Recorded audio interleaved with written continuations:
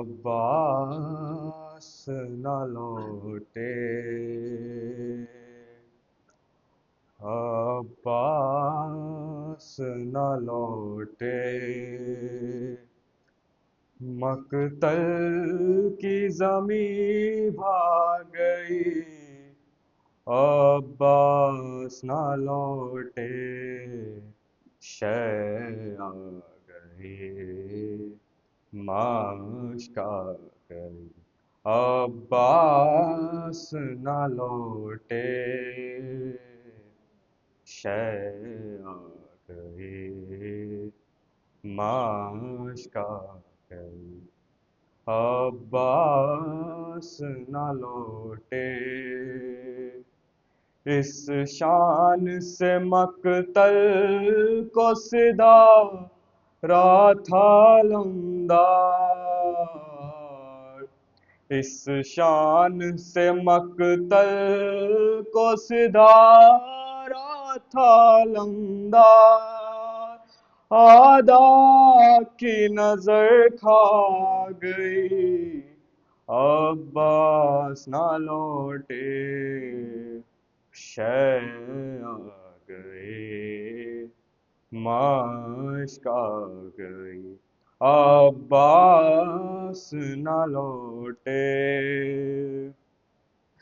بہتا ہوا کانوں سے لہو، سوکھے ہوئے لب ہیں، بہتا ہوا کانوں سے لہو، سوکھے ہوئے لب، دکھلانے سکینہ آ گئی، عباس نہ لوٹے، شہ آ گئی، مشک آ گئی، عباس نہ لوٹے،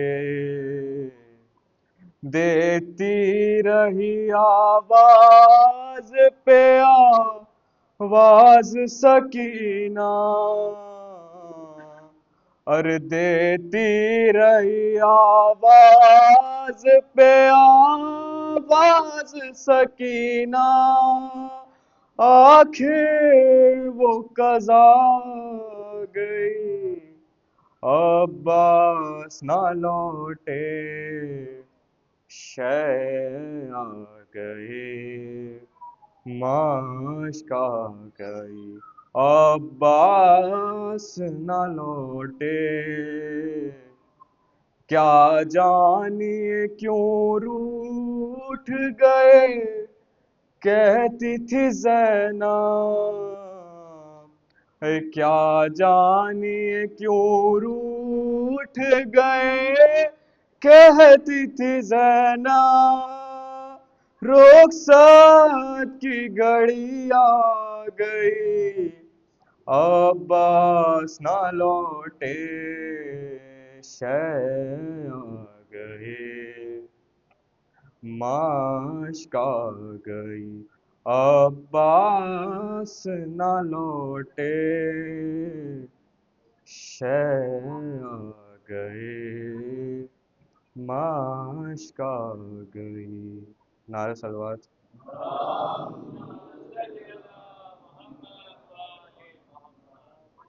نعرہ صلوات،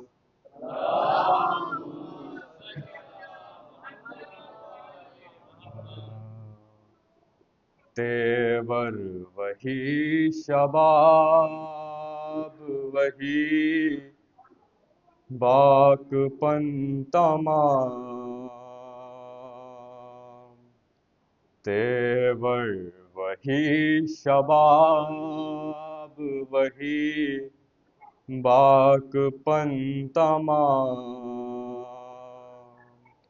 عباس کو ملے ہیں علی کے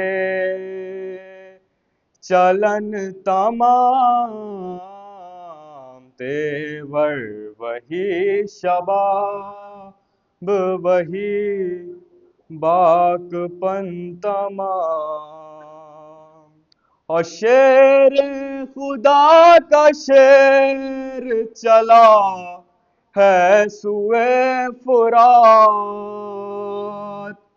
شیر خدا کا شیر چلا ہے سوئے فرات، سوئے فرات ہے بت یہ ہے کہ کانپتا ہے رن کا رن تمام، تیور وہی شباب وہی باک پن تمام،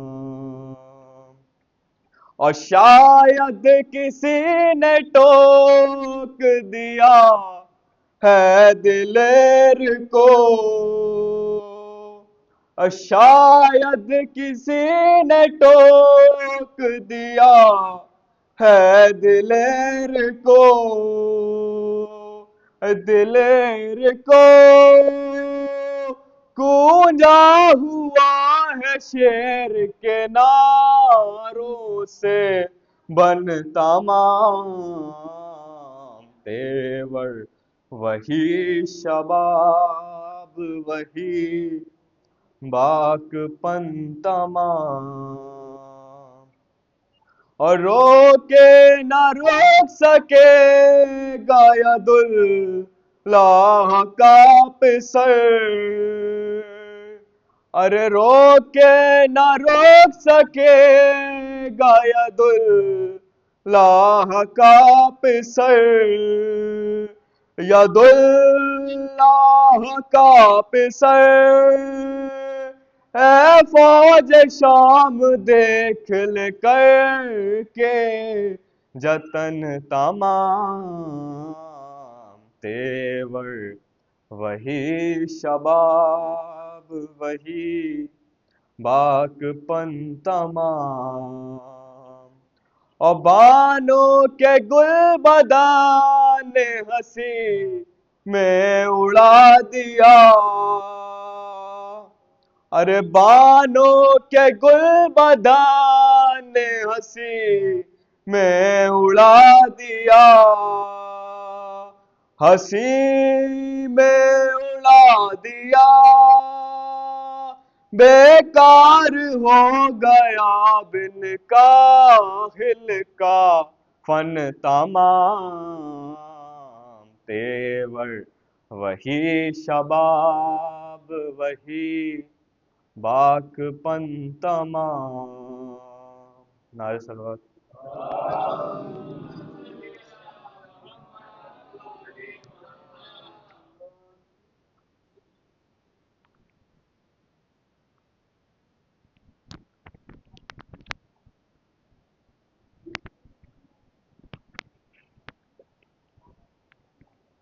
نعرہ صلوات۔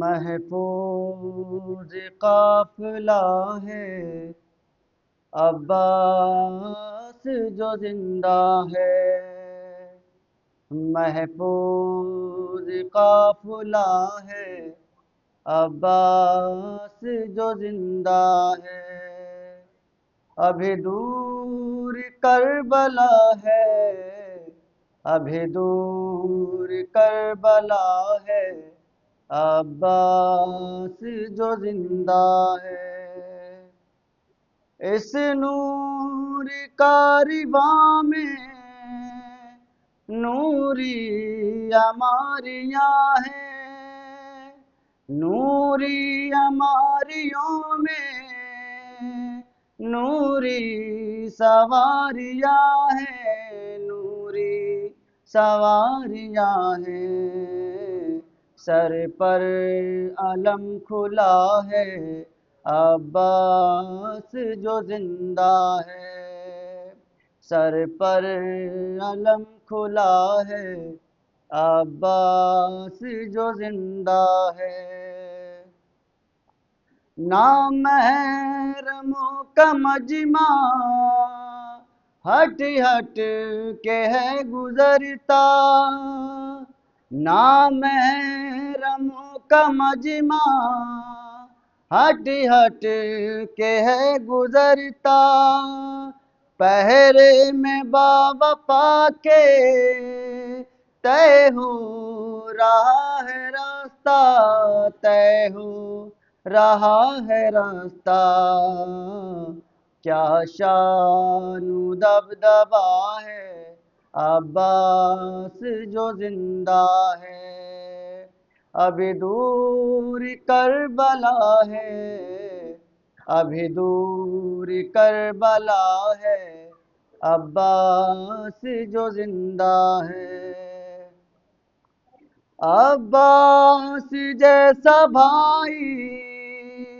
سالار کارواں ہے، عباس جیسا بھائی سالار کارواں ہے، بولے حسین مجھ کو پھر کوئی غم کہاں ہے، پھر کوئی غم کہاں ہے، ہر غم کی یہ دوا ہے عباس جو زندہ ہے، زینب حیا کی ملکہ کلثوم اور سکینہ، زینب حیا کی ملکہ کلثوم اور سکینہ، لیلا رباب فروا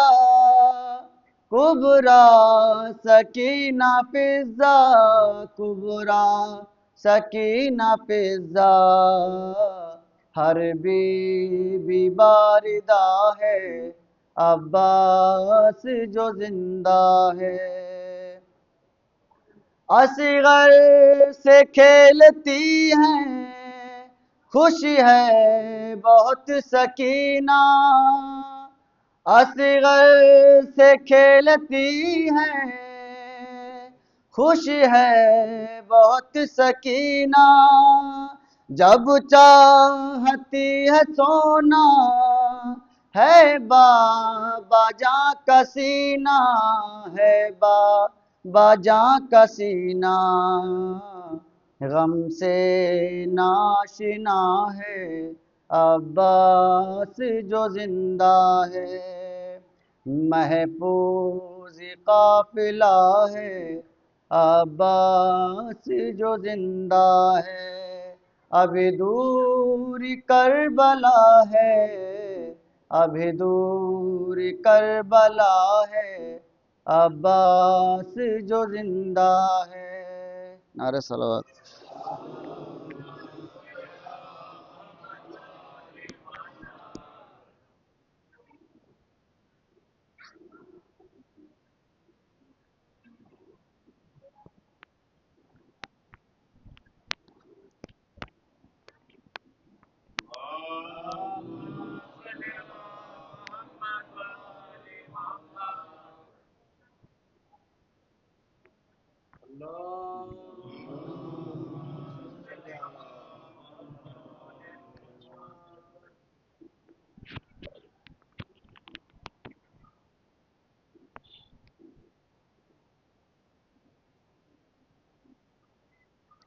فاتحة.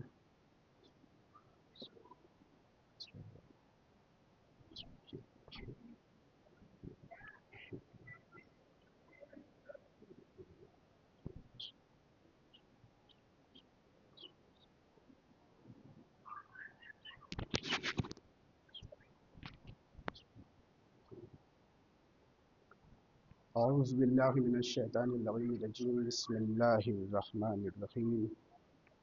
الحمد لله رب العالمين، والصلاة والسلام على رسوله الكريم وعلى أهل بيته الطيبين الطاهرين المعصومين المظلومين، ولعنة الدائمة على أعدائهم أجمعين من الآن إلى قيام يوم الدين. أما بعد، فقد قال الله الحكيم في القرآن الكريم: بسم الله الرحمن الرحيم. إن الذين يعادون الله ورسوله اولئک فی الازلین، صلوات بر محمد والے۔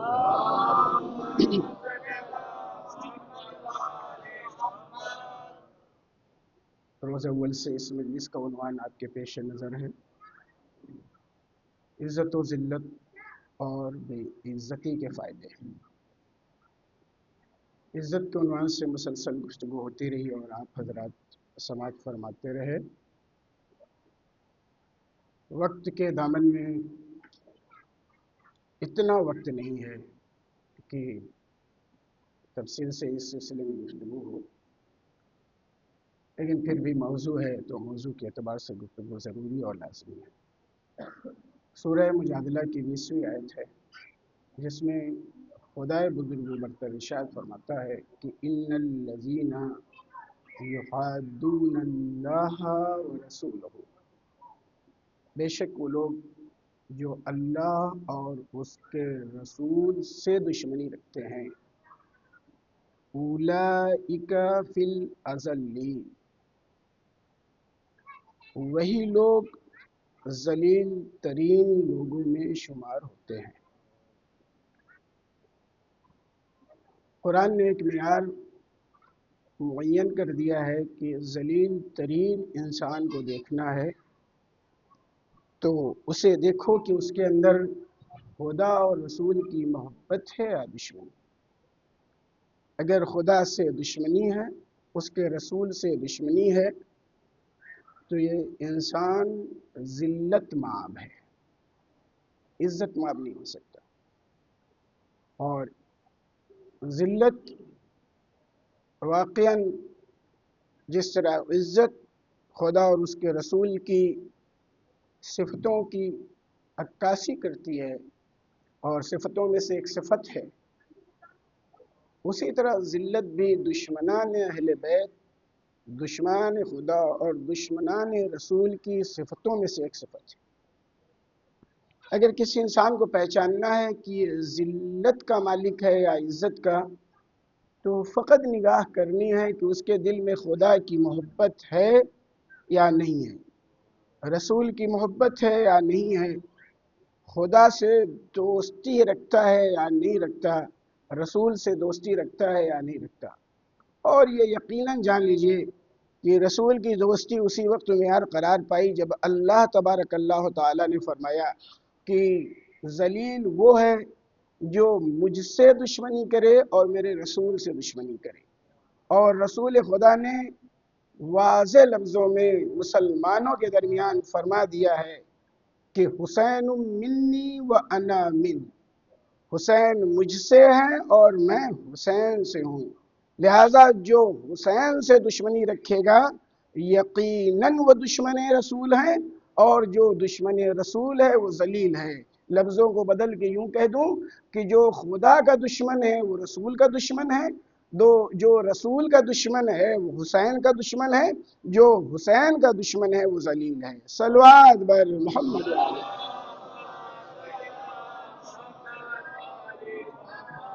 اور باقی ائمہ ہیں، سب کو آپ شمار کر سکتے ہیں، اس لیے کہ ہر ایک کے لیے تقریباً اللہ کے رسول نے ارشاد فرمایا ہے کہ ان کا خون میرا خون ہے، ان کا گوشت میرا گوشت ہے، ان کی صلح میری صلح ہے، ان کی جنگ میری جنگ ہے، ان کی مودت اور محبت میری مودت اور محبت ہے، ان کی بیعت میری بیعت ہے، ان کی اتباع میری اتباع ہے، ان کی پیروی میری پیروی ہے۔ نہ جانے کتنی کتابیں ہیں جو اس سلسلے میں علماء اسلام نے لکھی ہیں کہ اہل بیت رسول کی مودت حقیقی معنوں میں اللہ کے رسول کی مودت اور محبت ہے، اور اللہ کے رسول کی اتباع اور پیروی خدا کی محبت کی نشانی اور علامت ہے۔ اور خود قرآن کریم میں خدا نے کہا کہ اگر تم دعوی محبت کرتے ہو کہ مجھ سے محبت کرتے ہو تو میرے رسول کا اتباع کرو، میرے رسول کی پیروی کرو۔ تو جو اللہ کا ہوگا وہ رسول اللہ کا ہوگا، جو رسول اللہ کا ہوگا وہ ان تمام ہستیوں کا ہوگا جسے اللہ کے رسول نے اپنے جیسا کہا ہے۔ لہذا عزت اور ذلت کا معیار بھی ان کی محبت اور ان کی دشمنی قرار پائے گی۔ جو خدا کا دشمن ہے یقیناً وہ ذلیل ہے، جو رسول خدا کا دشمن ہے وہ یقیناً ذلیل ہے، جو اطرت رسول خدا کا دشمن ہے وہ ذلیل ہے۔ ذرہ برابر اس میں فرق نہیں ہے، لیکن سوال یہ ہے کہ دشمنی کے معنی کیا ہیں، دشمنی کے مفہوم کیا ہیں، دشمنی کہتے کسے ہیں۔ کیا دشمنی کے معنی فقط یہ ہیں کہ ہم لٹھ لینے کے بعد خدا کے مقابل میں آ جائیں، رسول کے مقابل میں آ جائیں، اہل بیت کے مقابل میں آ جائیں، فقط اسی کو دشمنی کہتے ہیں؟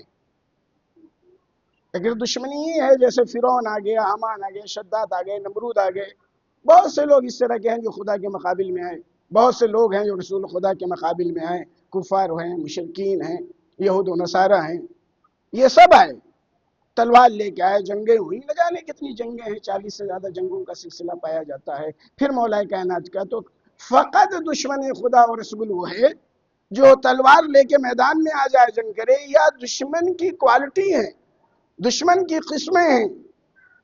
کبھی دشمن تلوار لے کے آتا ہے، کبھی دشمن حربے لے کے آتا ہے، کبھی دشمن مکر و فریب لے کے آتا ہے، کبھی دشمن اوزار بدل کے نئے نئے طریقوں سے لڑنے کے لیے آتا ہے۔ تو کبھی خدا کے مقابل میں سیدھا آ گیا کہ میں تمہارا رب ہوں، میں تمہارا سب سے بڑا رب ہوں، یہ رب نہیں ہے جسے موسیٰ کہہ رہے ہیں کہ تمہارا رب ہے، تو کھلم کھلا دشمن آ گیا۔ بعض نے کہا لا الہ الا اللہ، اللہ کے رسول نے سورہ منافقون سنا کے بتا دیا کہ تمہارا لا الہ الا اللہ سے کوئی لینا دینا نہیں ہے۔ تو یہ بھی دشمن ہے جو اللہ کے رسول کے سامنے فرما رہے ہیں کہ اللہ کے رسول ہم آپ پہ ایمان لائیں اور آپ کے خدا کو مانتے ہیں، اور جب وہ دشمنوں کے درمیان جاتے ہیں تو کہتے ہیں کہ میں تو ان کا مذاق اڑا رہا تھا، میں تو تمہارے ساتھ ہوں، یعنی تم میرے ہو۔ تو ادھر گئے تو ان سے کہا کہ میں تمہارے ساتھ ہوں، اور رسول کے پاس آئے تو رسول نے فرمایا کہ میں آپ کے ساتھ ہوں، جسے قرآن کریم نے منافق کہا، سورہ منافقون انہی کی شان میں نازل ہوا ہے۔ تو یہ بھی ایک دشمنی کا طریقہ ہے۔ رسول خدا کے ساتھ ایسا ہوا، اہل بیت رسول کے ساتھ بھی ایسا ہوا، تو کیا یہ دشمنان خدا ہیں یا نہیں ہیں؟ جو خدا سے بھی کہتے ہیں تو اکیلا ہے اور 365 کو مان بھی رہے ہیں، جو رسول سے کہتے ہیں آپ اللہ کے رسول ہیں، اور پھر غیروں کے پاس جا کے کہتے ہیں میں مذاق اڑانے گیا تھا، میں تو آپ کے ساتھ ہوں۔ جو علی مرتضیٰ سے بھی کہتے ہیں کہ میں آپ کے ساتھ ہوں، آپ قیام فرمائیے، جب علی مرتضیٰ کہتے ہیں ٹھیک ہے سر کے بال مڈا کے آ جاؤ، تو 4 سے زیادہ نہیں آتے، اور پھر علی کو کہنا پڑتا ہے کہ جب تم علی کو اپنے بال نہیں دے سکتے تو اپنی گردن کیا دو گے؟ ایسے چاہنے والے بہت ہیں، بہت عشق ہے، بہت محبت ہے، کردار اہل بیت کی تعریف روز و شب کرتے ہیں۔ مولا قیام فرمائیے، قطار در قطار آپ کے چاہنے والے ہیں۔ کہا اچھا ایسی بات ہے تو روشن تندور میں چلے جاؤ۔ کہا مولا کوئی چاہنے والا چاہنے والے کو جلاتا ہے؟ کچھ نہیں بولے، تھوڑی دیر بعد چاہنے والا جو حقیقی معنوں میں چاہنے والا آیا اور تندور میں چلا گیا آپ کے سامنے۔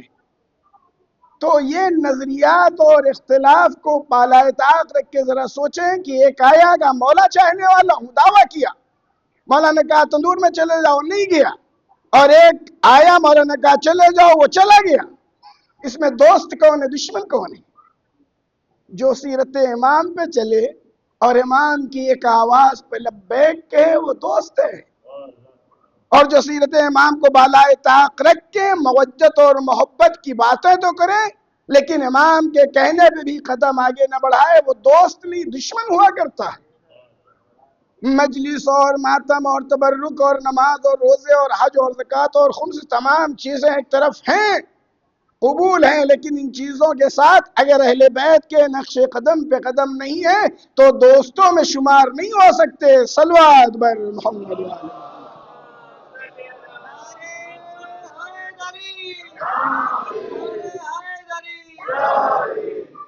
تو دشمنی کے مختلف طریقے ہوتے ہیں اور مختلف شکل و صورت کے دشمن ہوتے ہیں۔ ایک کھلم کھلا دشمن ہے، نہیں مانتا، ایک فقط فضائل کو گھٹاتا ہے، فضائل کو کم کرتا ہے، اللہ کی عظمت کو گھٹاتا ہے، وہ بھی دشمن ہے، رسول کی عظمت کو گھٹاتا ہے، وہ بھی دشمن ہے۔ ایک عظمت نہیں گھٹا پاتا اس لیے کہ اس کے بس میں نہیں ہے، چیز گھٹاتا اسے ہے انسان، اس چیز کو انسان گھٹاتا ہے جہاں تک پہنچ پاتا ہے، یہ وہاں تک پہنچ ہی نہیں پاتا تو گھٹائے گا کیا، کوشش کرتا ہے، لیکن دشمن ہے۔ تو دشمن کے مختلف طور طریقے ہیں، ان طور طریقوں میں سے ایک یہ کہ جو خدا کو مانتا ہے اور خدا کی نہیں مانتا وہ بھی خدا کا دشمن ہے۔ جو رسول کو مانتا ہے رسول کی نہیں مانتا وہ بھی خدا کا دشمن اور رسول کا دشمن ہے. جو اہل بیت کو مانتا ہے اور اہل بیت کی نہیں مانتا وہ بھی اہل بیت کا دشمن ہے. سخت گزرے گا، دشوار ہوگا، برداشت سے باہر ہوگا. کیا کہہ رہے ہیں مولانا؟ سچ یہی ہے. اس لیے کہ آپ اہل بیت کے ماننے والے ہیں، اہل بیت کے نظریات کے دشمن ہیں. آپ خدا کے ماننے والے ہیں، خدا کے نظریات کے دشمن ہیں. آپ رسول کے ماننے والے ہیں، اس کے نظریات کے دشمن ہیں. وہ کہتا ہے نماز پڑھو، آپ نہیں پڑھتے، مخالفت ہوئی نا. اسی کو تو مخالف کو ہی دشمن کہتے ہیں. اللہ کے رسول نے فرمایا دنیا میں مصیبت کیسی بھی آ جائے اپنے رب کو ایک لمحے کے لیے فراموش نہ کرنا. ہم خوشی خوشی فراموش کر دیتے. یا روزہ کیوں نہیں رکھتے؟ ارے جناب کیسی باتیں کرتے ہیں، روزی تو رہتا ہوں. وہ سامنے والا پوچھ رہا ہے روزہ کیوں نہیں رہتے؟ کہ روزی تو رہتا ہوں. مذاق اڑا رہے. بھائی روزہ کیوں نہیں رہتے؟ جس کے گھر میں کھانے کو نہ ہو روزہ رہے. مسلمانوں سے سنا جاتا ہے یہ خدا کے دشمن ہیں جو ایسی باتیں کرتے ہیں. بہن جی پردے میں نہیں، آپ تو فلا فلا فلا قوم قبیلے اور خاندان سے تعلق رکھتی ہیں.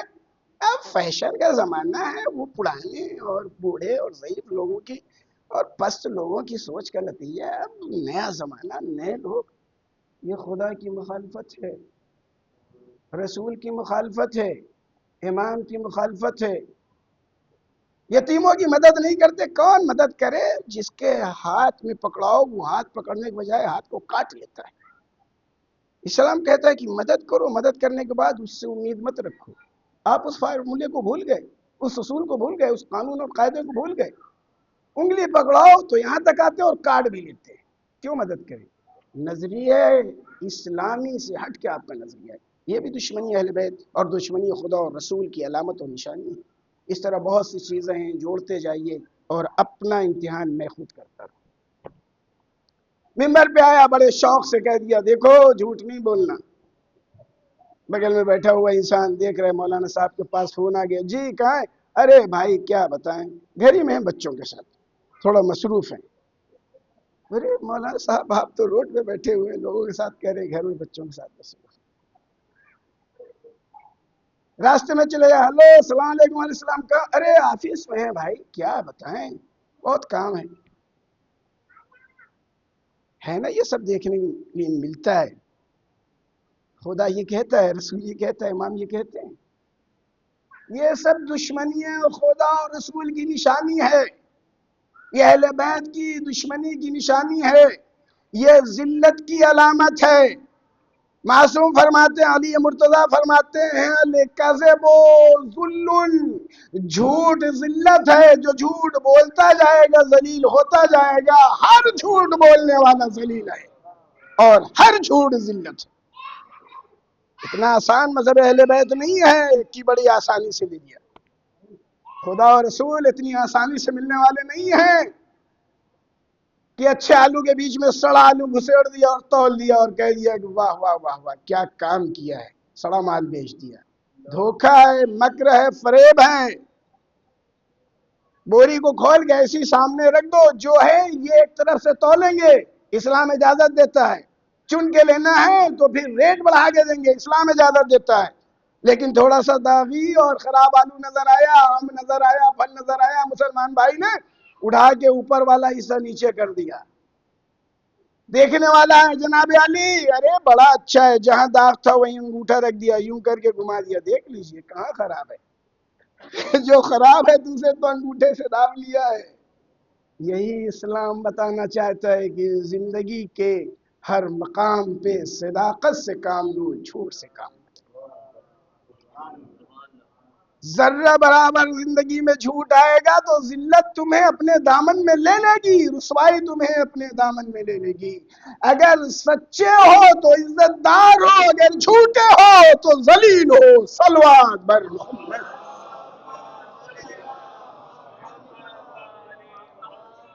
یہ چند چیزیں ہیں جو جدا جدا بچوں کے لیے پیش کر رہا ہوں.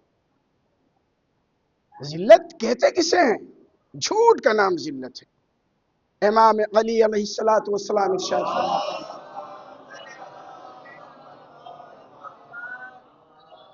عزت الثقت بعز اللہ ذلت، خدا کی ذات پہ کم بھروسہ کرنا ذلت ہے۔ آج ہم لوگ کتنا خدا کی ذات پہ بھروسہ کرتے ہیں؟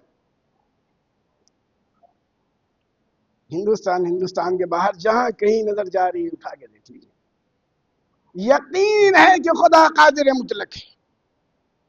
قرآن پاک کی تلاوت کرتے ہیں اور مانتے ہیں، ایمان رکھتے ہیں کہ خدا قادر مطلق ہے، اس کے آگے کسی کی قدرت کی کوئی اوقات نہیں ہے، اس کی طاقت کے سامنے کوئی طاقت نہیں ہے۔ لیکن قادر مطلق خدا کو مانتے ہوئے اس کی قدرت پہ اعتماد نہ کر کے ان کی قدرت پہ اعتماد کرتے ہیں جن کے پاس قدرت نام کی کوئی چیز نہیں ہے۔ آج مسلمانوں کی اکثریت کو دیکھیے، اپنی حفاظت کے لیے کن سے رجوع کرتے ہیں؟ مزے کی بات یہ ہے کہ جو رسول اور آل رسول سے مانگنے کو بدعت کہتے ہیں، وہ ٹرمپ سے مانگنے کو عبادت کہتے ہیں۔ صلوات بر محمد۔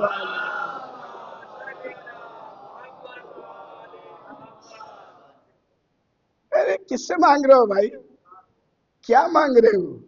اس سے مانگ رہے ہو جس کے پاس قدرت نام کی کوئی چیز نہیں ہے۔ لیکن ان کی ذہن پہ جو چیز بیٹھی ہوئی ہے وہ یہ ہے کہ خدا قادر مطلق ہے، لیکن ہمیں خدا نہیں یہ بچائیں گے۔ اور خدا کیا کہتا ہے، رسول کیا کہتے ہیں، ائمہ کیا کہتے ہیں، مولا کائنات نے کیا فرمایا؟ جو خدا کے اوپر، اس کی عزت و شان کے اوپر کم بھروسہ کرے وہ ذلیل ہے۔ جناب علی، آپ کے ہاں کم کا تصور نہیں ہے، ایک دم بھروسہ نہیں۔ نتیجہ یہ ہوا کہ آپ نے دنیا کی سب سے بڑی طاقتوں سے سب سے قیمتی اسلحہ منگانے کے بعد اپنی ذلت و رسوائی کو معمولی ڈرون سے بچا نہ سکے۔ ننگے پیر چلنے والے، معمولی چپل پہن کے چلنے والے، بغیر ڈریس کے اسلحہ لے کے میدانوں میں اترنے والے حوثیوں کے سامنے جھک گئے اور سر کو جھکا کے صلح کرنی پڑی۔ یہی تو خدا بتانا چاہتا ہے کہ جب قدرت میرے ہاتھ میں ہے تو پھر میرے ہاتھ میں آنے کے بعد اور میرے قریب ہونے کے بعد تمہیں یقین ہو جانا چاہیے کہ عزت اور قدرت خدا کی ملکیت ہے، جسے چاہتا ہے دیتا ہے، جسے نہیں چاہتا نہیں دیتا۔ دیتا اسے ہے جس کا کردار پاک و پاکیزہ ہو۔ اللہ لباس اور بیلٹ اور ٹائی دیکھ کے انسان کو عزت نہیں دیتا، اللہ کردار کی پاکیزگی دیکھ کے عزت عطا فرماتا ہے۔ صلوات بر محمد۔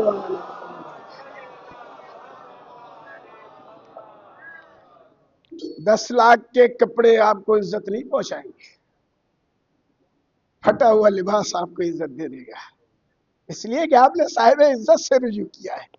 عزت کا تعلق صداقت سے۔ آپ تو روز و شب جھوٹ بولتے رہتے ہیں، من کی باتیں میں کتنی جھوٹ ہو جاتی ہیں، بے من کی جھوٹ ہو جاتی ہے، نہ جانے کتنے من جھوٹ ہو جاتے ہیں۔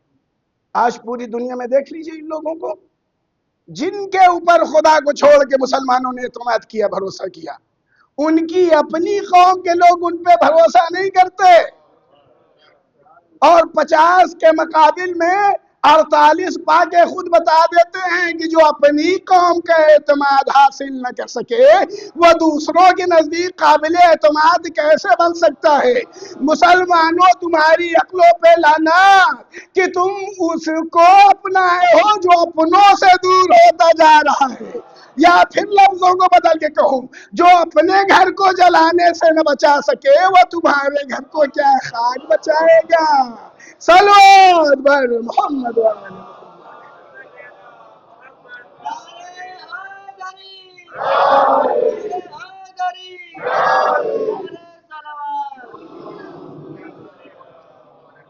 کبھی کبھی آپ کی خواہشوں کو بھی بیچ میں لا کے رکھنا پڑتا ہے، آپ کی فرمائشوں کو بھی بیچ میں لا کے رکھنا پڑتا ہے۔ خدا کی قسم، ذلت فقط اس انسان کے لیے ہے جو خدا کی ذات پہ بھروسہ نہیں کرتا یا کم کرتا ہے۔ 100 میں 100% جس کو فقط خدا کی ذات پہ بھروسہ ہے وہ صاحب عزت ہے، اور جہاں خدا کے بھروسے میں کمی آئی، بس یوں سمجھ لی کہ ادھر کمی آئی ادھر ذلت آپ کے قریب آئی۔ جتنی بھروسے میں اللہ کی کمی آتی جائے گی اتنی ذلت آتی جائے گی۔ آج 57 ممالک ایک بیت المقدس کو نہیں بچا پا رہے ہیں اور سب قرآن کی باتیں کرتے ہیں، اور ایک آنے والا آنے کے بعد کہتا ہے میرے اونٹ چھوڑ دے، یہ میری ملکیت ہے۔ وہ جس کی ملکیت ہے وہ خود بچا لے گا، تنہا ہے، ہاتھیوں کے لشکر کے ساتھ آنے والا اپنی پوری طاقت اور توانائی کے ساتھ اس ایک کے مقابل میں کھڑا ہے۔ مجھے شرم محسوس ہو رہی ہے، میں نے تو یہ سوچا تھا کہ تم آؤ گے تو اپنے گھر کی بات نہیں، اپنے ناکوں کی بات اور اونٹ کی بات نہیں، بلکہ اپنے خدا کے گھر کی بات کرو گے۔ یہ تم کیسی بات کرتے ہو؟ آواز دی، میں اس کا صاحب ہوں، میں اس کا مالک ہوں، میں اس کی بات کر رہا ہوں، اس کا صاحب اور مالک کوئی ہے۔ خدا کی قسم مسلمانوں، اگر اتنا بھی خدا کی ذات پہ اعتماد کر لو کہ مسلمانوں تمہارا کوئی مالک ہے، کوئی ہے جس کا ہاتھ تمہارے اوپر ہے، جس دن تمہارا یقین محکم ہو جائے گا، ذلیل ہو جائیں گے، تمہیں عزت مل جائے گی، لیکن اس کے لیے دامن اہل بیت کو پکڑنا پڑے گا۔ چلو اکبر محمد والے محمد۔ سوچے ایک آدمی تنے تنہا، میرے اونٹ چھوڑ دو میں اس کا مالک ہوں، اور آپ کتنے ممالک ہیں؟ خالی راستے بند کر دیجئے تو دشمن اوقات میں آ جائے۔ تھوڑا سا راستہ بند کیا تھا، 400 والا مال جو ہے 1000 میں بھی نہیں ملا۔ یہ ہے آپ کی طاقت، لیکن آپ کی طاقت تو اپنوں کے خلاف استعمال ہوتی ہے۔ دیکھیے تھوڑی سی بات کوئی ان کا اپنا بھائی کہہ دے، سینہ چوڑا کر کے آ جاتے ہیں، اور گھر میں گھس کے وہ مارتا ہے، کچھ نہیں کر پاتے ہیں۔ کیوں؟ ایسا کیوں ہے؟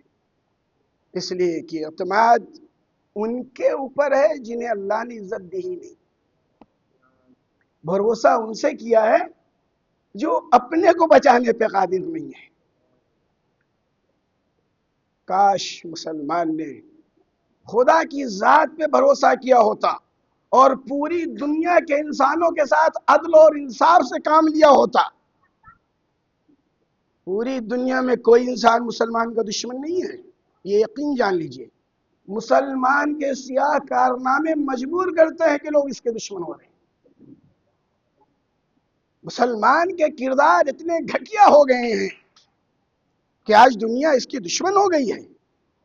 آج بھی مسلمانوں کے وہ مسلمان جو خدا کی ذات پہ اعتماد رکھتے ہیں، خدا کی ذات پہ بھروسہ کرتے ہیں، پوری دنیا کے لوگ ان مسلمانوں سے پیار کرتے ہیں، انہیں چاہتے ہیں، انہیں پسند کرتے ہیں، ان سے رابطہ رکھتے ہیں۔ آپ تحقیق کریں، یہ میری ذمہ داری نہیں ہے کہ سب چیزیں ان سے بتاؤں۔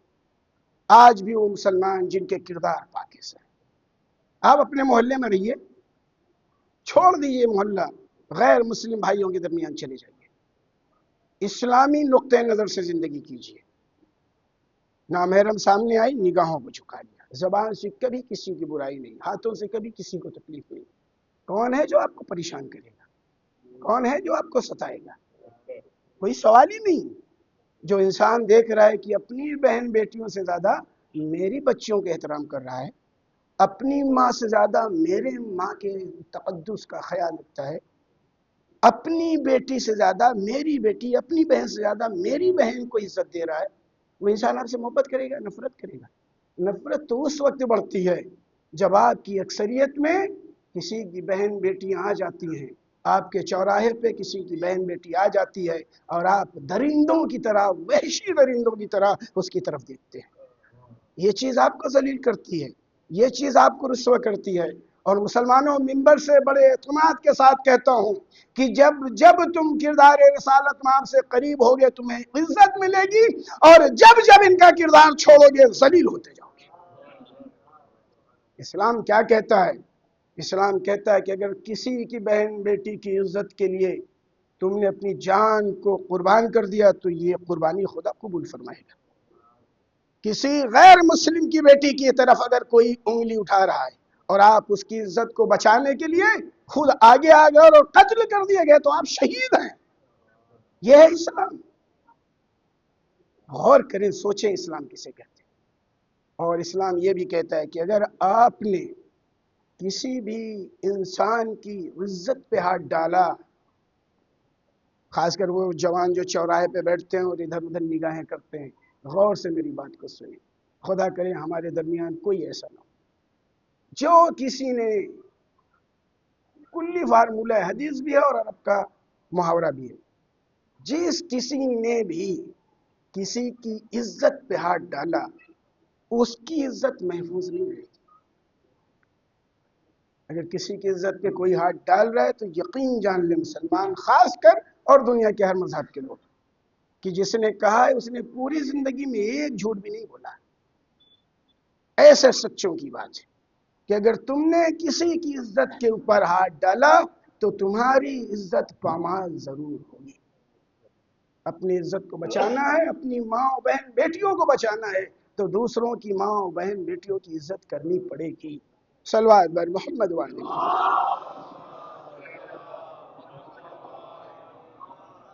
ہمیں سیکھنا ہے ان مجلس امام حسین علیہ الصلوۃ والسلام سے کہ ذلت کسے کہتے ہیں اور عزت کیسے. ہمیں اسلام حکم کیا دیتا ہے، خدا کے سچے ماننے والے اور محب اور دوست کے معنی کیا ہے اور دشمن خدا کے معنی کیا ہے. اگر خدا کے بتائے ہوئے اصولوں کے خلاف چلے تو دوست نہیں ہو سکتے، رسول کے بتائے ہوئے اصولوں کے خلاف چلے تو دوست نہیں ہو سکتے. اہل بیت رسول نے جو راستے بیان کیے ہیں ان راستوں سے ہٹ کے الگ راستہ تلاش کریں تو دوست نہیں ہو سکتے. اور جب دوست نہیں ہو سکتے تو دشمن کے خانے میں رکھے جائیں گے، اور دشمن کے خانے میں آتے ہی ساتھ ذلت تمہارے دامن کی ہو جائے. پھر دنیا کی کوئی طاقت تمہیں ذلت سے نہیں نکال سکتی. آج ہمارے ملک میں، ہماری قوم میں، ہمارے قبیلے میں شکر خدا ہے کہ ایسے لوگ پیدا ہو رہے ہیں جو دوسروں کی عزت کرتے ہیں اور عزت کرنا سکھاتے ہیں.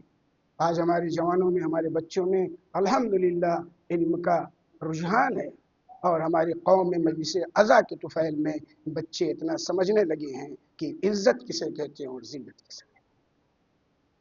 ایک بات اور کہہ کے بات آگے بڑھاؤں گا کہ ذلت مختلف اشیاء کی شکل میں آپ کے سامنے آتی ہے. جھوٹ ذلت ہے، مکر ذلت ہے، فریب ذلت ہے، غرور ذلت ہے. امام علی علیہ الصلوۃ والسلام کی روایت کی روشنی میں اگر دیکھیں گے تو ادھر انسان نے غرور کیا، ادھر ذلیل ہو گیا. آج ہمارے درمیان عزت اور ذلت کا معیار معین کرنا چاہیے. عزت اور ذلت میں ہم کسے اپنائیں؟ آج ہمارے سماج کے اندر دنیا طلبی کی یہ کیفیت ہے کہ جو دولت مند ہے وہ خود کو صاحب عزت سمجھتا ہے، اور جو غریب ہے احساس کمتری میں مبتلا ہے. مانے وہ امیر نہیں کہتا کہ تم ذلیل ہو، یہ خود بیچارہ اپنے کو ذلیل سمجھ لیتا ہے. احساس کمتری، خود کو دیکھتا جاتا ہے احساس کمتری. اور مجلس امام حسین علیہ الصلوۃ والسلام میں یہ احساس کمتری نہیں آنی چاہیے.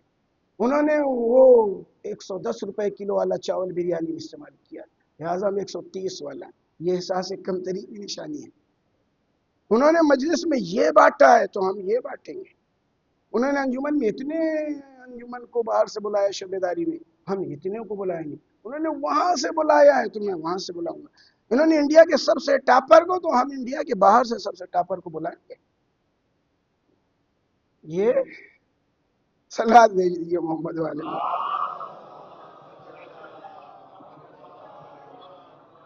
یہ دکھاوا، یہ دنیا داری ہمیں ذلیل کر کے رکھ دے گی.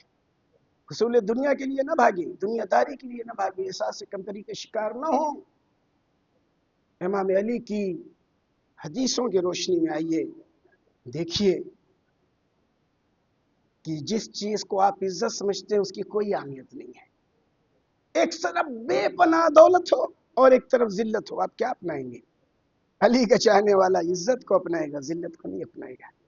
ایک طرف فقر ہو، تنگ دستی ہو، بھوک اور پیاس ہو، اور دوسری طرف ذلت ہو، کیا اپنائیں گے؟ امام علی کی نگاہوں سے اگر دیکھیں گے تو امام علی کی نگاہوں میں اگر ایک طرف فقر ہے اور ایک طرف ذلت ہے تو فقر کا تحمل کرنا، برداشت کرنا ذلت کے برداشت کرنے سے بہتر ہے۔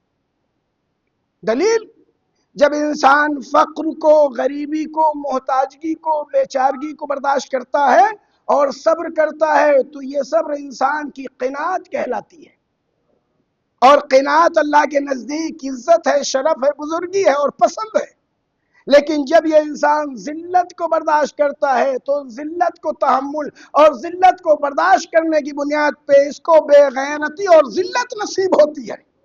اب بتائیے، ایک طرف ذلت ہے، دوسری طرف غربت ہے، فقیری ہے، بے کسی ہے، اور آپ ایسے دو راہے پہ کھڑے ہیں، کسے اپنائیں گے؟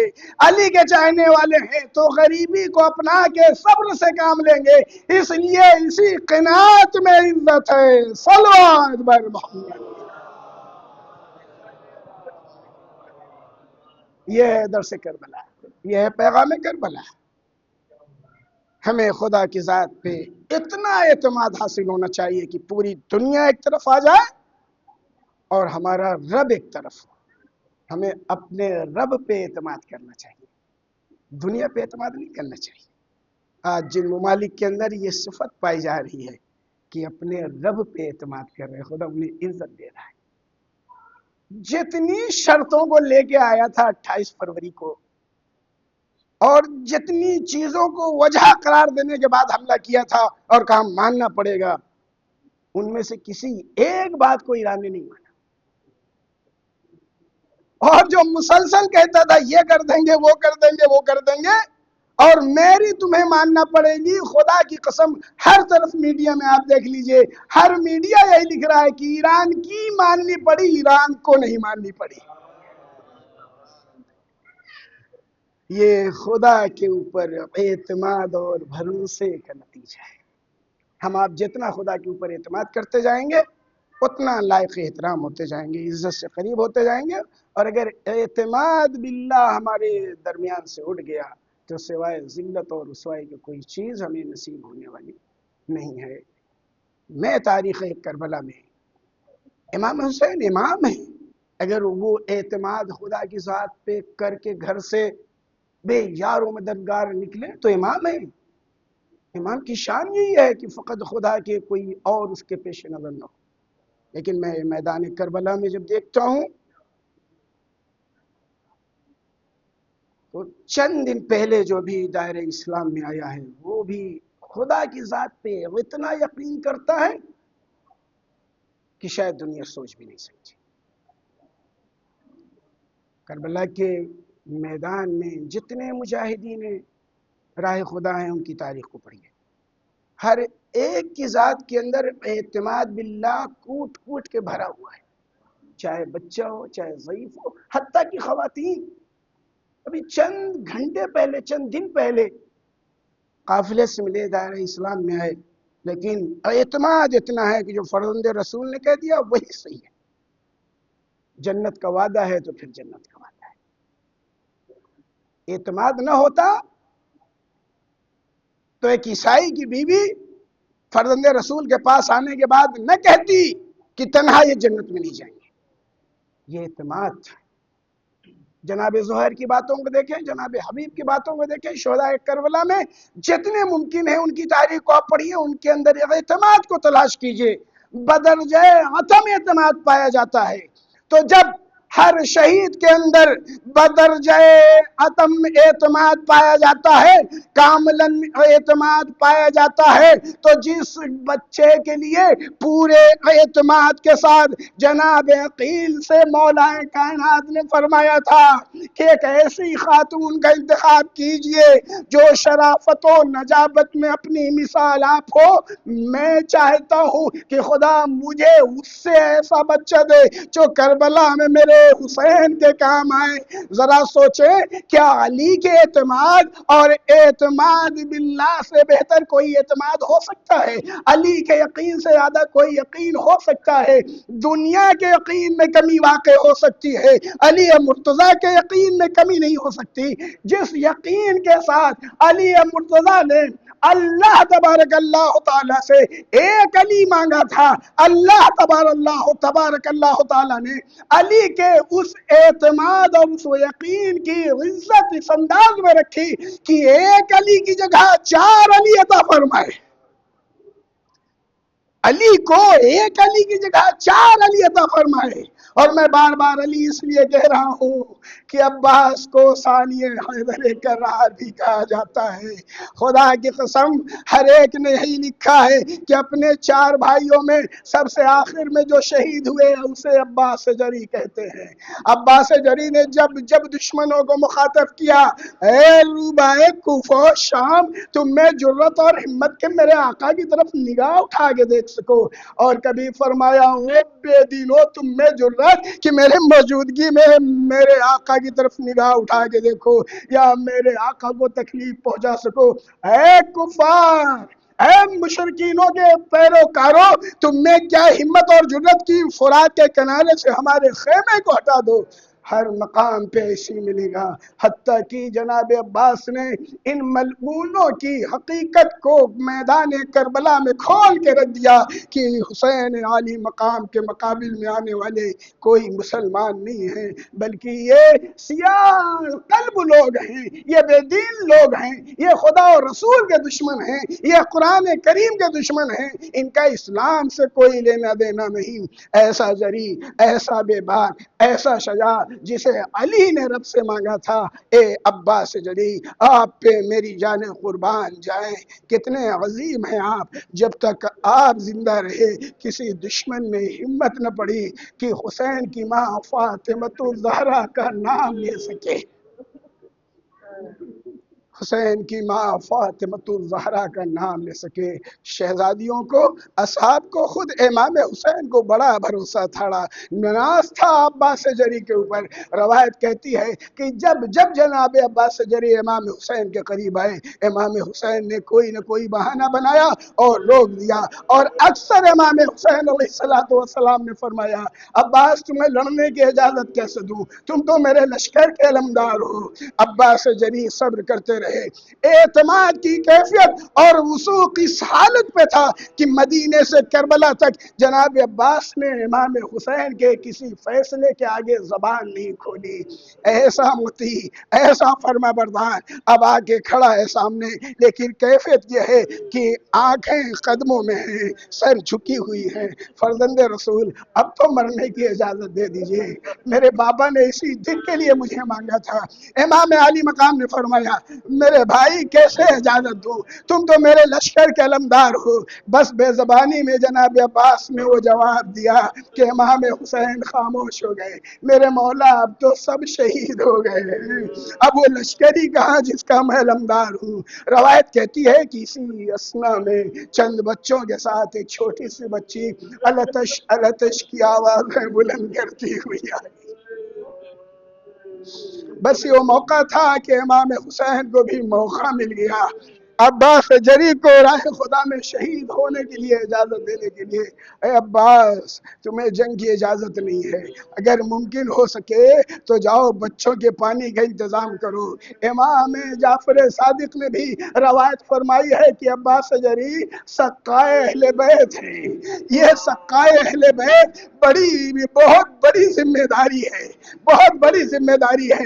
علم سے زیادہ وزنی مشکیزہ ہے سکینہ کا، مشکیزہ کو لے کے چلے، کئی ہزار کا مجمع آ گیا سامنے، پانی میں نہیں جانے دیں گے۔ عباس جری فرماتے ہیں تم میں اتنی ہمت نہیں ہے، جرت نہیں ہے کہ عباس کو پانی میں جانے سے روک سکو۔ اور جس طرح اللہ کے اس شیر کے شیر نے کہا، علی کے شیر عباس نے کہا تم میں جرت نہیں ہے مجھے پانی میں جانے سے روک سکو، مجھے مشکلہ بھرنے سے روک سکو، خدا کی قسم ویسا ہوا۔ تیر چلتے رہے، نیزے چلتے رہے، لیکن عباس جری کی نگاہوں کے مقابل میں کوئی دشمن ٹھہر نہیں سکا۔ جدھر جدھر نظر جاتی تھی، جدھر جدھر نگاہ پڑتی تھی میرے مولا کی، میرے آقا میرے سید و سردار کی، ادھر لشکر بھاگ رہا تھا، بھیڑیوں کی طرح بھاگ رہا تھا۔ 3 دن کا بھوکا پیاسا، علی کا لاڈلا، علی کا نوز نظر، سقائے سکینہ فرات میں جا کے اپنے گھوڑے کو اتار دیتا ہے اور ایک مرتبہ مشکیزے کو پانی میں ڈال دیتا ہے، مشکیزہ تر ہو جاتی ہے، پھر مشکیزہ پر ہو جاتی ہے۔ مشکیزہ کو بھرنے کے بعد اپنے گلے میں ڈالنے کے بعد ایک چلو پانی لیا، اور بس چلو میں پانی لینا تھا کہ ایک مرتبہ غیرت نے کہا عباس اس پانی کو ہاتھ لگا رہے ہو جس پانی کے لیے خیمے میں سکینہ تڑپ رہی ہے، اے عباس کیا اس پانی کو پیو گے جس پانی کے لیے حسین تڑپ رہا ہے؟ عباس جری نے پانی کو فرات کے منہ پہ پھینک دیا اور اپنے اسب باوفا سے کہا تو بھی کئی دن کا پیاسا ہے، پانی پی لے۔ عباس جیسے غیرت مند کا گھوڑا تھا، ایک مرتبہ سر کو خیمے کی طرف کرتا ہے اور بے زبانی میں ایک جانور کہتا ہے کہ مولا کچھ بھی ہو ہم بھی تو آپ ہی کے غلام ہیں، ارے جب آپ پانی نہیں پی سکتے تو کیا میری وفاداری اجازت دیتی ہے کہ سکینہ خیمے میں پیاسی رہے اور میں پانی پی لوں؟ روایت کہتی ہے کہ جناب عباس جری پانی بھر کے چلے۔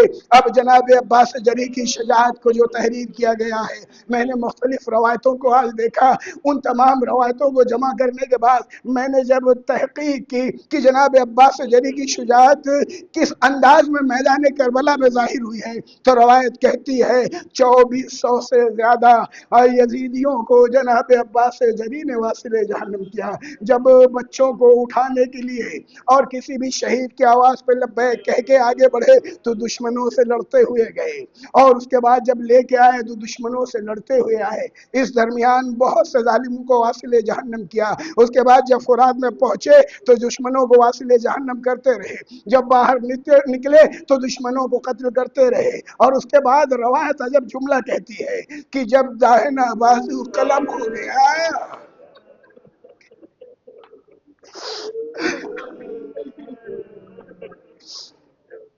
روایت کہتی ہے کہ جب داہنا بازو قلم ہو گیا تو عباس جری نے اپنے نفس کو مخاطب ہو کے فرماتے ہیں اے میرے نفس، کفار کی جمعیت سے ڈرنا نہیں، کفار کی جمعیت سے ڈرنا نہیں، وعدہ صادق پورا ہونے والا ہے۔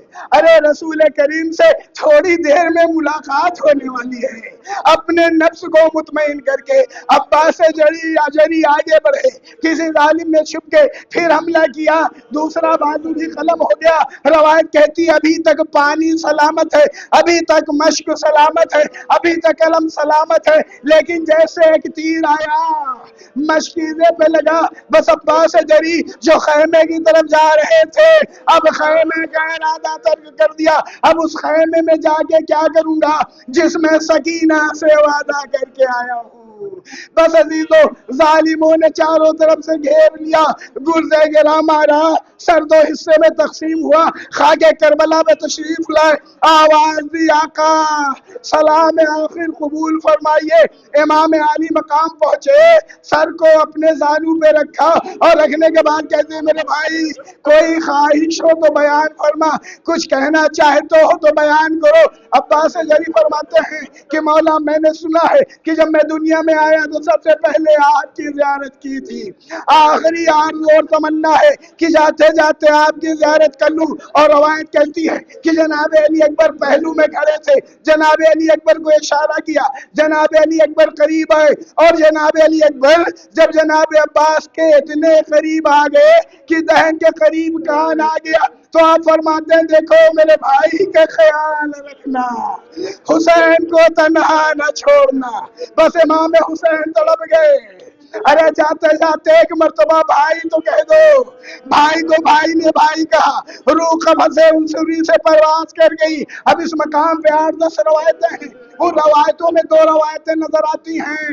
ایک روایت یہ ہے کہ جناب عباس جری کے جسم کے ٹکڑے ہو گئے تھے، جس کی بنیاد پہ امام حسین مجبور ہو گئے اور لاش عباس جری کو وہی چھوڑ دیا اور خیمے تک نہیں لے جا سکے۔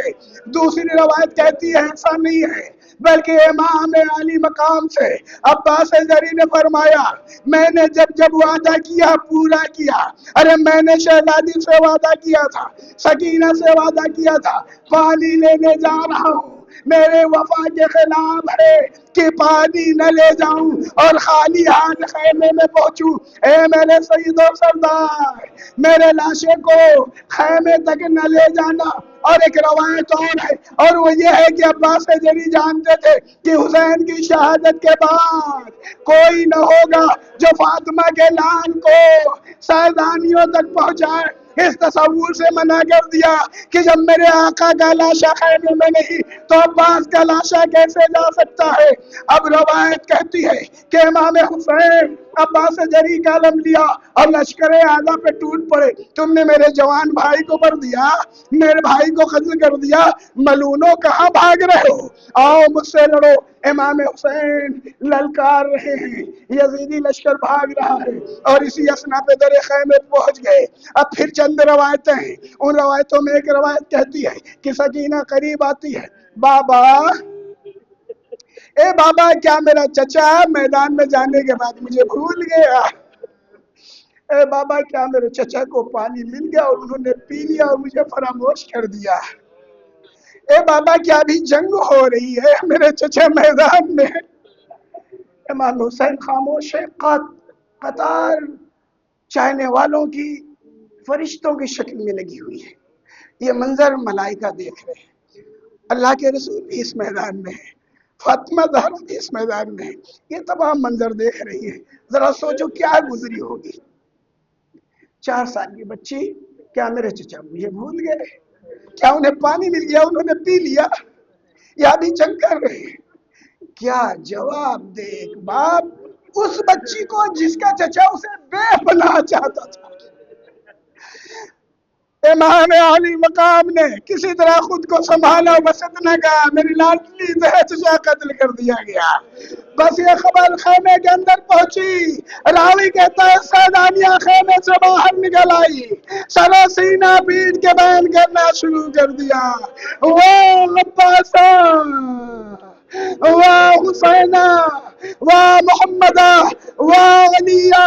ایک روایت اور کہتی ہے, اور اسی روایت کو اور ختم دعا, یہ علم آپ دیکھ رہے ہیں نا, یہی علم کی نشانی ہے, یہ اسی علم کی نشانی ہے جس علم کو فرات کے کنارے بازو قلم ہونے کے بعد عباس زری کے ہاتھوں سے حسین مظلوم نے لیا تھا.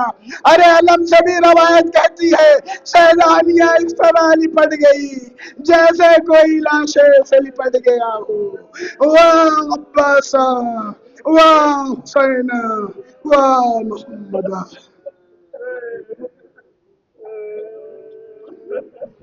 معبود تجھے تیری عظمت کا واسطہ, انبیاء و مرسلین, شہداء و صدیقین و صالحین کا واسطہ, ہماری اس مختصر سی عبادت کو قبول فرما. معبود دنیا کے جس کونے میں بھی رسول اور آل رسول کے چاہنے اور ماننے والے ہیں, ان کے محب ہیں, ان کی جان مال عزت آبرو کی حفاظت فرما. نیز اے میرے رب تیری بارگاہ میں ہم سب مل کے دعا کرتے ہیں کہ ہمارے ملک عزیز ہندوستان پہ دشمنوں کی نظر ہے, اور دشمن چاہتے ہیں کہ ہمارے ملک میں اختلاف رونما ہو. دشمن چاہتے ہیں کہ ہمارے ملک کے لوگ آپس میں لڑ کے کمزور ہو جائیں.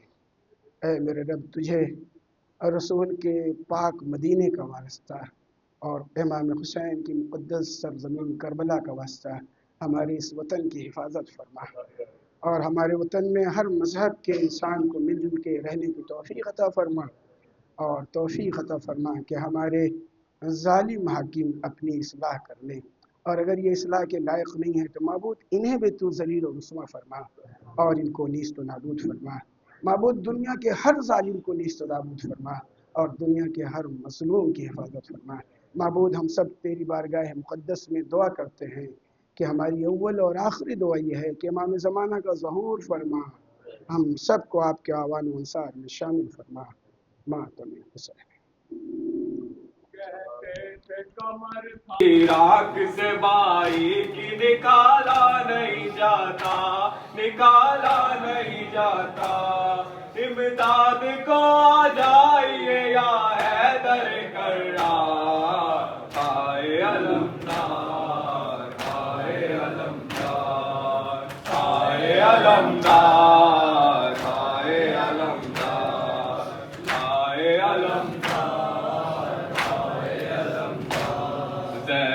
نے تیری آس پہ چھوڑا تھا مدینہ، زینب نے تیری آس پہ چھوڑا تھا مدینہ، زینب نے تیری آس پہ چھوڑا تھا مدینہ، زینب نے تیری آس پہ چھوڑا تھا مدینہ۔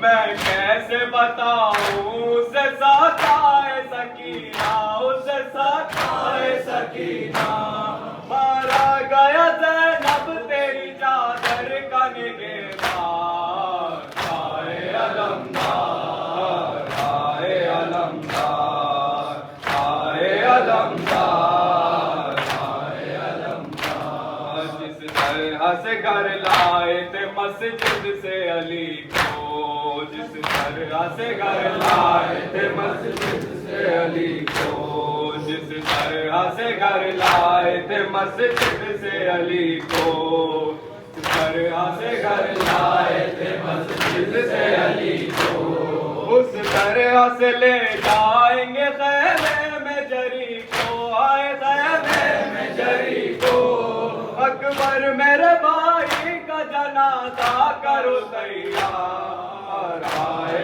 علمدار، آئے علمدار، آئے علمدار، آئے علمدار۔ کہتے تھے کمر تھام کے یہ سید ابرار، آئے علمدار، آئے علمدار، آئے علمدار، آئے علمدار۔ آتی ہے صدا لوٹ لو ناموس نبی کو، آتی ہے صدا لوٹ لو ناموس نبی کو، آتی ہے صدا لوٹ لو ناموس نبی کو، آتی ہے صدا لوٹ لو ناموس نبی کو۔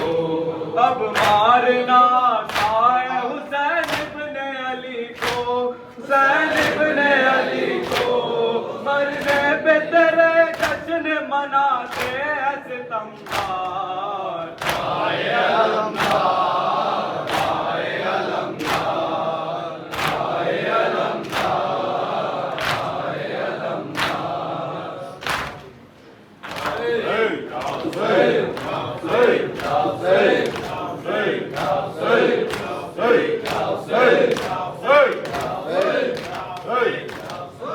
یہ کون ہے فلک سارا لرزتا ہے، یہ کون ہے زمیں کا دل دھڑکتا ہے، علم بردار آتا ہے، علم بردار آتا ہے، علم بردار آتا ہے، علم بردار آتا ہے۔ یہ لگتا ہے، یہ لگتا ہے، یہ لگتا ہے کہ جیسے حیدر کرار آتا ہے، علم بردار آتا ہے، علم بردار آتا ہے، علم بردار آتا ہے، علم بردار آتا ہے۔ فلک سارا لرزتا ہے، زمیں کا دل دھڑکتا ہے، فضا میں شور برپا ہے، عدو کا دم نکلتا ہے، ذریعے کون آتا ہے، علم کس کا ابھرتا ہے، یزیدی فوج میں ہلچل دلوں پہ خوف چھایا ہے، یزیدی فوج میں ہلچل دلوں پہ خوف چھایا ہے۔ یہ لگتا ہے کہ جیسے حیدر کرار آتا ہے، علم بردار آتا ہے، علم بردار آتا ہے، علم بردار آتا ہے، علم بردار آتا ہے۔ جو تھی کرار کی ہیبت وہی عباس کی ہیبت، خدا کے شیر جیسی ہے علی کے شیر کی طاقت، وہی چہرہ وہی سیرت وہی جذبہ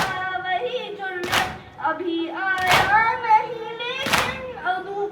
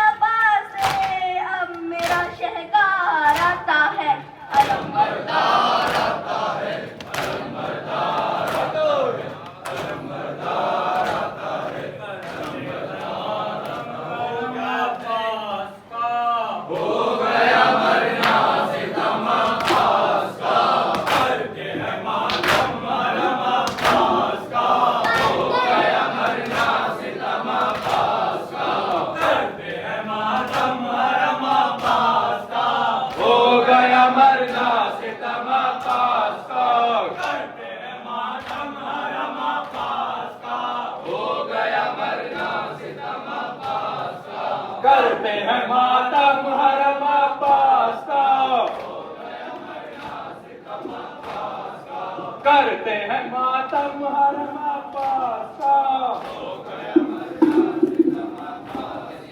کرتے ہیں ماتم حرم عباس کا،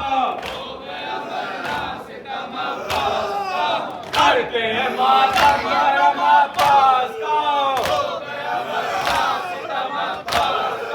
کرتے ہیں ماتم حرم عباس کا، کرتے ہیں ماتم حرم عباس کا،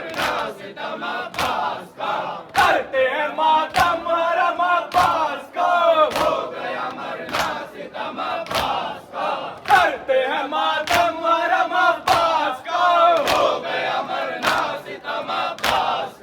کرتے ہیں ماتم حرم عباس کا، کرتے ہیں ماتم حرم عباس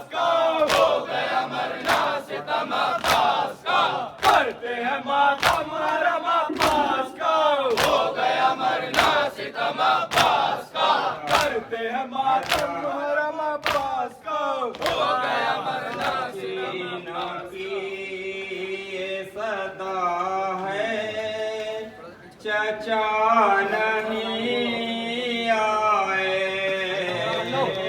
سکینہ کی یہ صدا ہے چچا نہیں آئے، اندھیر بڑھنے لگا ہے چچا نہیں آئے، سکینہ کی یہ صدا ہے چچا نہیں آئے، علم فرات سے بابا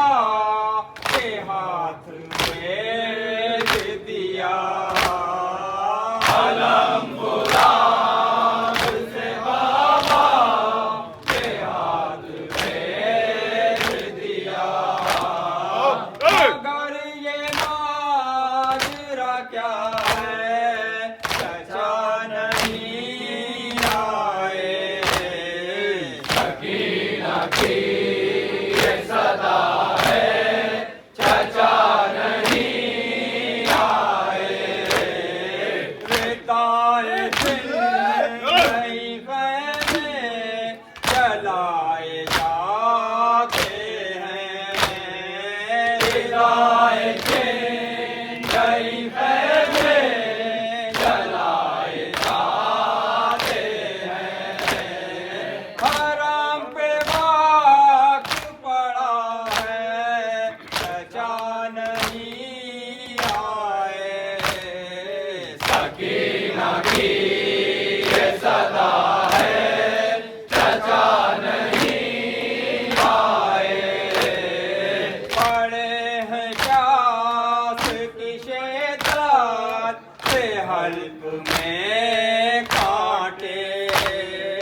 पड़े हैं प्यास की शिद्दत से हल्क में कांटे।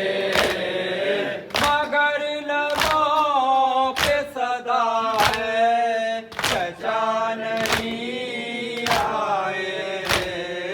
सकीना की ये सदा है चचा नहीं आए। न जाने कौन सी ऐसी खता हुई मुझसे। न जाने कौन सी ऐसी खता हुई मुझसे। अकेला छोड़ दिया है चचा नहीं आए। सकीना की ये सदा है चचा नहीं आए। तमाम जख्म सकीना के दिल पे ताज़ा हैं। तमाम जख्म सकीना के दिल पे ताज़ा हैं। ये जख्म से हरा है चचा नहीं आए। सकीना की ये सदा है चचा नहीं आए। मिला जो पानी सकीना को बिनते ज़हरा से। मिला जो पानी सकीना को बिनते ज़हरा से। यही सवाल किया है चचा नहीं आए। सकीना की ये सदा है चचा नहीं आए। इसीलिए तो सितम और बढ़ गए हम पर। इसीलिए तो सितम और बढ़ गए हम पर। यजीदियों को पता है चचा नहीं आए। सकीना की ये सदा है चचा नहीं आए। गिरे हैं खाक पे यूं इंतजार के आंसू। गिरे हैं खाक पे यूं इंतजार के आंसू। उन आंसुओं ने लिखा है चचा नहीं आए। सकीना की ये सदा है चचा नहीं आए। अकेले रहे न गए हों कहीं मेरे बाबा। अकेले रहे न गए हों कहीं मेरे बाबा।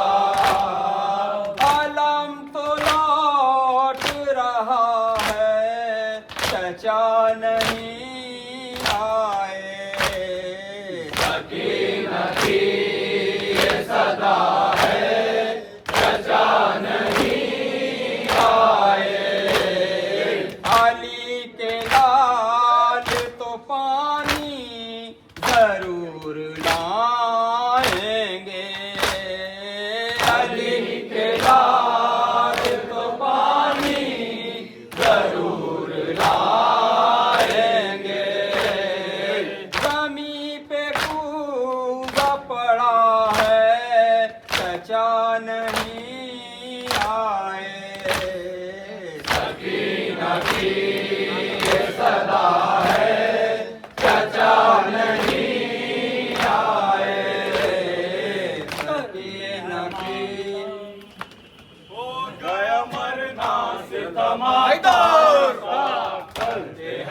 मातम हरम अब्बास का, आया आलम अब्बास का खून में डूबा, आया आलम अब्बास का।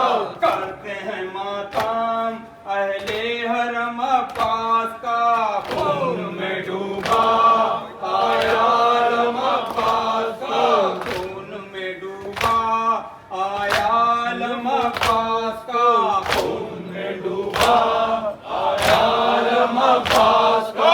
शहर पे जब पहुंचा वो शेर अली का, शहर पे जब पहुंचा वो शेर अली का, खौफ से भागे फिर सब लश्कर आला, खौफ से भागे सब लश्कर आला। पानी ने चूमा भर के कदम अब्बास का खून में डूबा, आया आलम अब्बास का। करते हैं मातम अहले हरम अब्बास का खून में डूबा, आया आलम अब्बास का। मर गया दरिया पे वो शेर दिलावर, मर गया दरिया पे वो शेर दिलावर। शाने कटे दोनों लगा गुर्ज भी सर पर, तकते रहे हाय रास्ता हरम अब्बास का खून में डूबा, आया आलम अब्बास का। करते हैं मातम अहले हरम अब्बास का खून में डूबा, आया आलम अब्बास का। कामे कमर अपनी ये कहते हैं सरवर, कामे कमर अपनी ये कहते हैं सरवर। कोई नहीं मेरा अब मौनी सोयावर, कोई नहीं मेरा अब मौनी सोयावर। पढ़ते हैं नौहा शाहे उमम अब्बास का खून में डूबा, आया आलम अब्बास का खून में डूबा, आया आलम अब्बास का डूबा, आया आलम अब्बास का।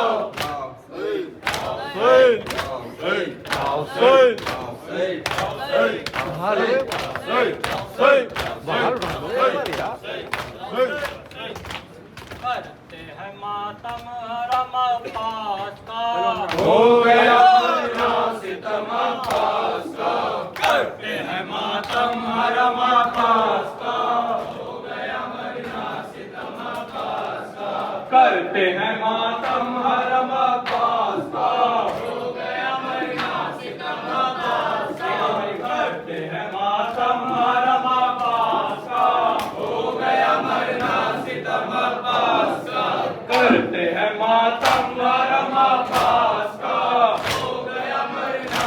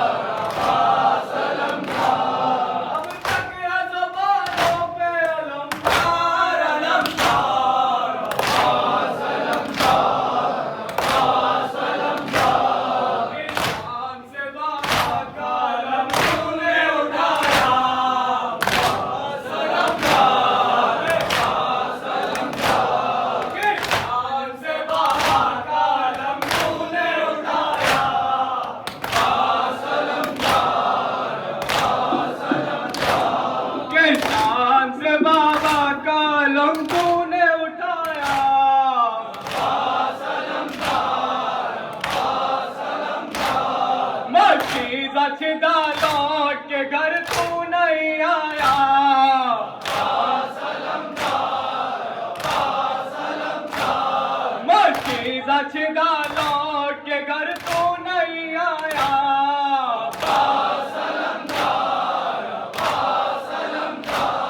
اے تیرے جوائے پسر حیدر کرار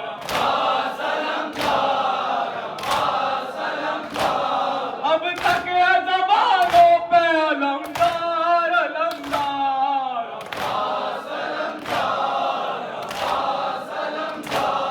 اب تک ہے زبانوں پہ علمدار علمدار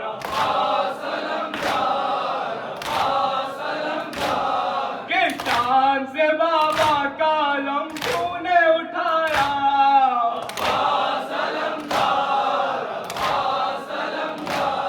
کس شان سے بابا کا علم تو نے اٹھایا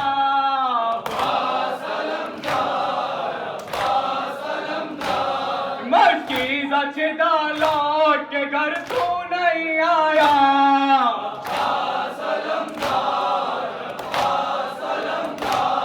اے شیر جوار پسر حیدر کرار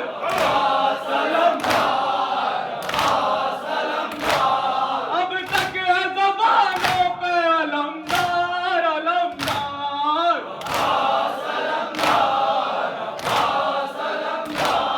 اب تک ہے زبانوں پہ علمدار علمدار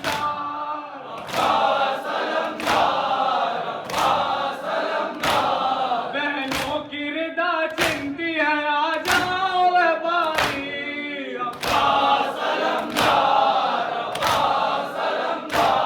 بہنوں کی ردا چنتی ہے آ جاؤ اے باری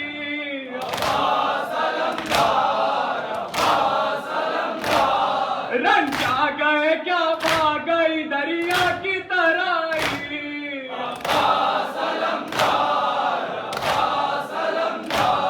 رنجا گئے کیا بھاگ گئی دریا کی ترائی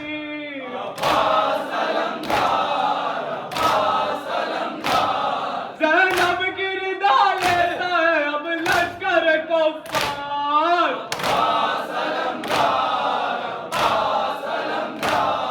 اب تک ہے زبانوں پہ علمدار علمدار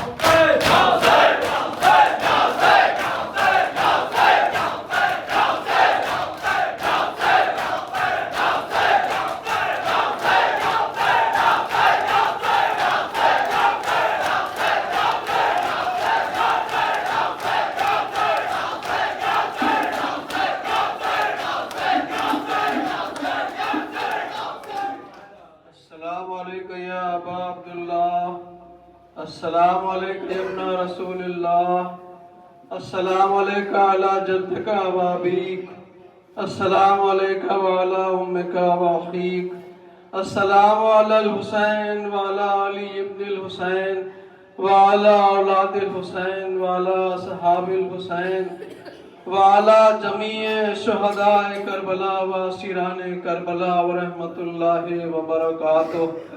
السلام علیکم مولانا یا غریب الغرباء، السلام علیکم یا معین الضعفاء والفقراء، السلام علیکم یا شمس الشموس، السلام علیکم یا انیس النفوس، السلام علیکہ ایہا المدفون بعرض طوس، السلام علیکہ یا سلطان العرب والعجم، السلام علیکم ورحمۃ اللہ وبرکاتہ، السلام علیکم مولانا یا صاحب العصر والزمان، الامان الامان الامان، السلام علیکہ یا شریک القرآن، السلام علیکہ یا مظہر الایمان، السلام علیکہ یا امام زماننا ھذا، عجل اللہ تعالی مخرجک و ظہورک وجعلنا من اعوانک و انصارک ورحمۃ اللہ وبرکاتہ۔